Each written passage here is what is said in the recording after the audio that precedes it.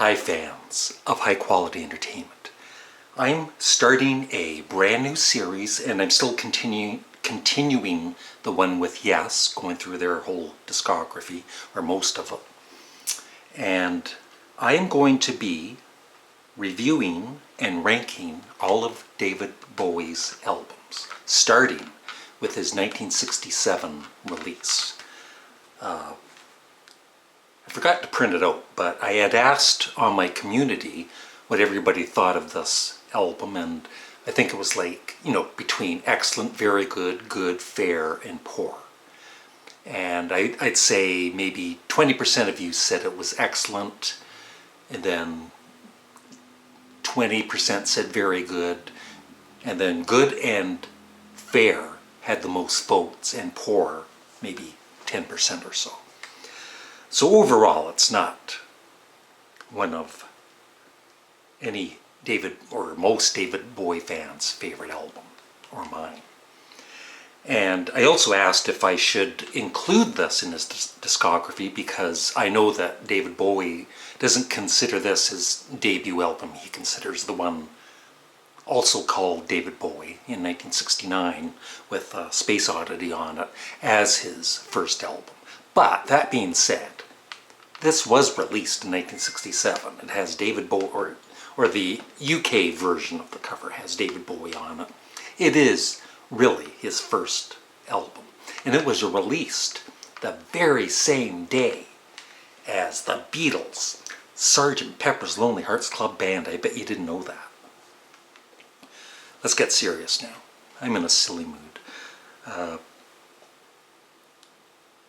So I listened to this, I've heard it a couple of times, and I played it last night again, and then I played it once more this morning. And it is a pleasant listen. I definitely don't dislike it. And it's definitely David Bowie. I mean, his vocals, he's singing like David Bowie for the most part, although this is more, dance hall, town hall, whatever the kind of genre is. I know he was influenced early in his life by Anthony Newley, who most of your younger viewers than me, so you might not even know who that is, but I remember him on talk shows in the 70s and 80s. I didn't really care for his music at all, but I do like the songs on this, for what they are. And I'm not going to play this very, very often, but, maybe once a year I'll play it. Just, because it was the start of his career. And he sings very well on this album, and the lyrics are different. They're not his best. But like I said, except for the last song, all of the songs are kind of sort of samey, pleasant, and enjoyable. Like I said, I don't dislike this album. And so I'm going to give it a rating, all of these albums out of 10. And for this one, I decided, after hours and hours of struggling, or a couple of minutes actually, I'm going to give it a 6 out of 10. It is a decent, pleasant album to listen to, especially, in the background when you're doing dishes like I was earlier today. And my favorite songs are Love You Till Tuesday and Silly Boy Blue, Uncle Arthur. And the last song, though, Please Mr. Gravedigger. It is weird, especially for 1967. And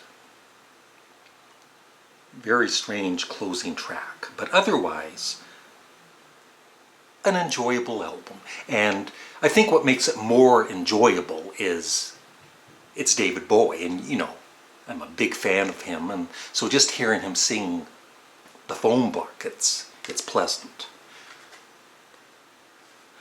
Guy just looked in my window. He said, I bet he just said, I just saw Canadian Studmuffin and he's making a video. He's got a gun.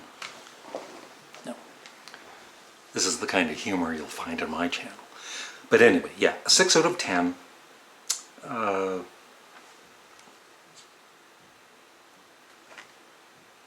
Who gave him that haircut? There's the back. And this, like I said, was the US cover of it. This is the label.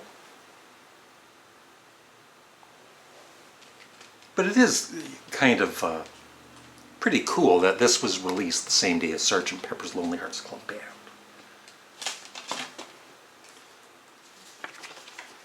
Got some nice reading material inside.